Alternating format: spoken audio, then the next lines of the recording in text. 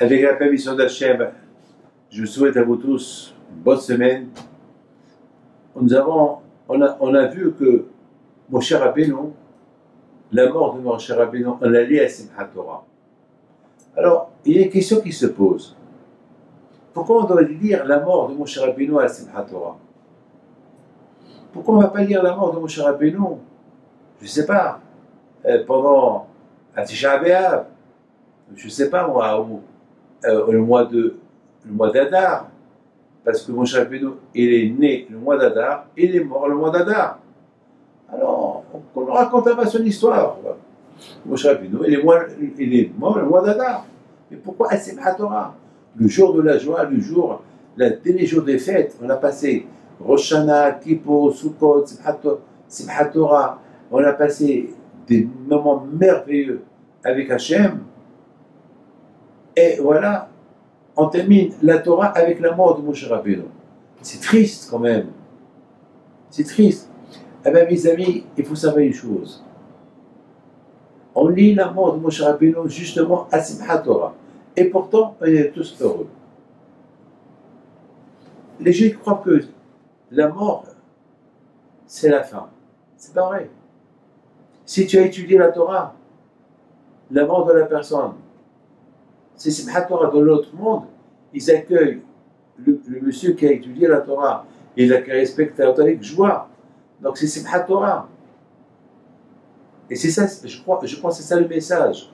Pourquoi on parle de la mort de Moshe Rabbeinu le jour de Simchat Torah. On se saoule, on boit, on danse. Quoi, tu danses avec la mort de Moshe Rabbeinu? Non, Moshe Rabbeinu n'est pas mort, il est toujours vivant. Un homme qui étudie la Torah, il ne meurt jamais. À l'époque, les Hachamim disent que les tzadikim, lorsqu'on raconte une histoire sur Rabbi Shimon bar Yochai, pendant que tu parles de lui, lui te bénit. N'importe quel tzadik. Écoutez, je vous raconte quelque chose d'extraordinaire.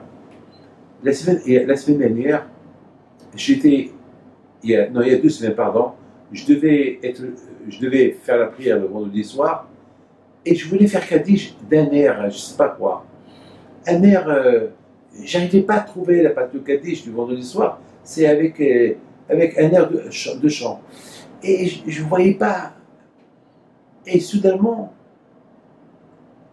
il est venu l'air de Ismah ba, Ismah ba, Ismah ba, la la la la la la la la la la la.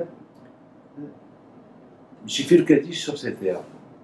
Mais avant de faire Kaddish sur cette air, j'ai hésité pendant 2 minutes. Et tout le monde qui me regarde. Qu'est-ce qui se passe? Alors après la prière, on m'a dit, Rabbi David, jamais tu as utilisé cet air de Baba Saleh alav shalom. C'est un chant de Baba Saleh et c'est l'air qu'il a adapté au piyut. Jamais tu l'as utilisé. Pourquoi? J'ai dit, ben je ne sais pas. Alors il y a un qui me dit, ben vous savez Rabbi David, ben c'est comme ce soir, et il est mort, il est né Baba Saleh. Avant, je ne savais pas. C'est de la folie. Alors, à quoi j'ai pensé? J'ai dit, tu vois, les tzadikim, ils ne sont pas morts. Les tzadikim, ils sont vivants.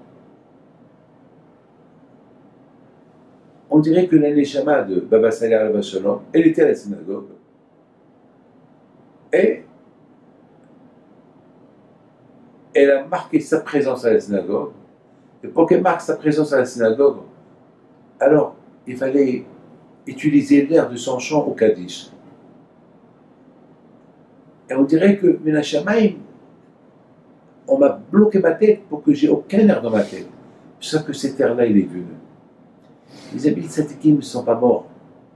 C'est la raison pourquoi Simchat Torah, on parle de la mort de Moshe Rabbeinu, comment le bon Dieu l'a enterré. Au lieu qu'on pleure, on est heureux, on est content, on danse. Pourquoi? Parce que cette équipe, ils ne sont pas morts.